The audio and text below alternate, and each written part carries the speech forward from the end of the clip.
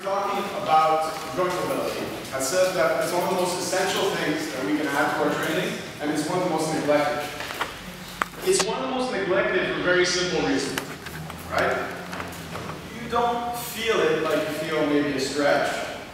And for most people, they say, well, I have such little time to train, I gotta get to the important stuff. But if you're injured, or if your body doesn't move right, all the things we tried to do today, if you don't have the range of motion to complete the exercise, then what's your training really like? What's the value of it? Okay? So what we need to do is we need to think about joint mobility training, kind of like prehab. You make sure that the body is moving properly and everything is working, then you can train it, then you can work. Okay? Also, you think about it in terms of injury prevention.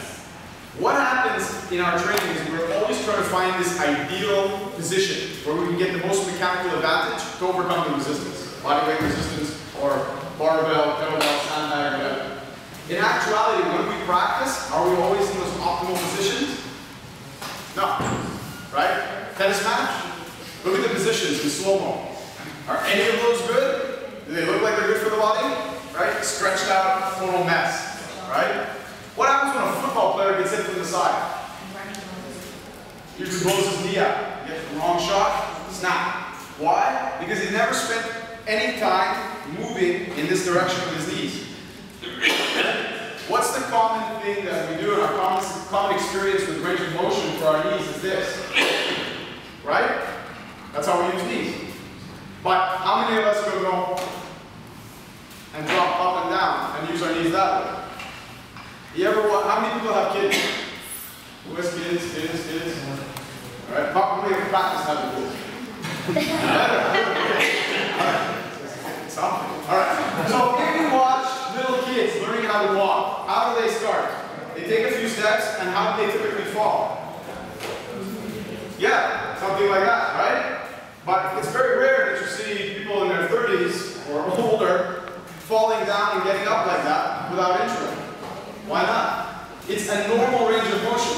When we were moving around this morning and I was working my shoulder, at the last class, when I taught a seminar, someone said, oh, are you hypermobile? I said, no, you're hyper-restricted.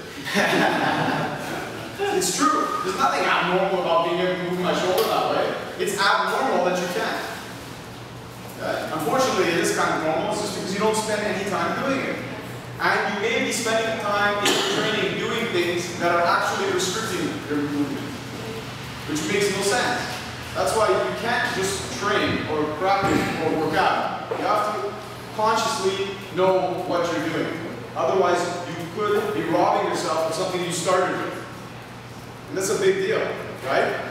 So if you think about it like that, you're not trying to get something you never had. You won't be that guy going, I've never been flexible. It's not true, you were, right? You're getting something back. It's the same thing with your mobility. You're not developing mobility that you didn't have, you were born with. You're going to get it back, okay? The result of that is that you will suffer far fewer injuries. If you do have an injury, you'll recover quite quickly, right? And you also will develop a much keener sense of how to move and use your body. And again, you will sometimes spend time in positions that are not optimal, right?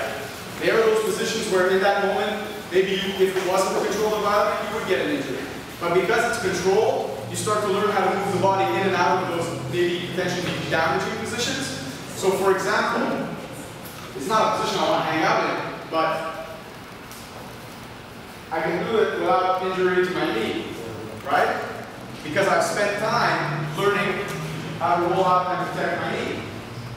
So knowing how to move like that and really knowing how to use your body will impact everything there. Everything. It'll make you better at everything. Whether it's a sport or just, you know, getting through the day, walking around outside in the ice, falling down, not getting hurt. If you have all this kind of skill in the gym, if you walk outside, slip, put your wrist down, and break your wrist, all that skill in the gym wasn't much practice for life, right?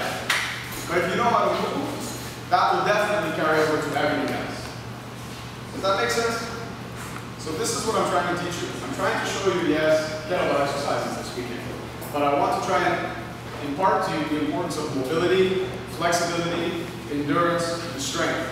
I'm trying to go after all of these things. not just being kind of good at one particular area, right? We try to use our bodies as efficiently as possible and to really learn something about movement. That's why we do the body weight exercises that we do, and that's why we do the joint mobility training that we do. Okay?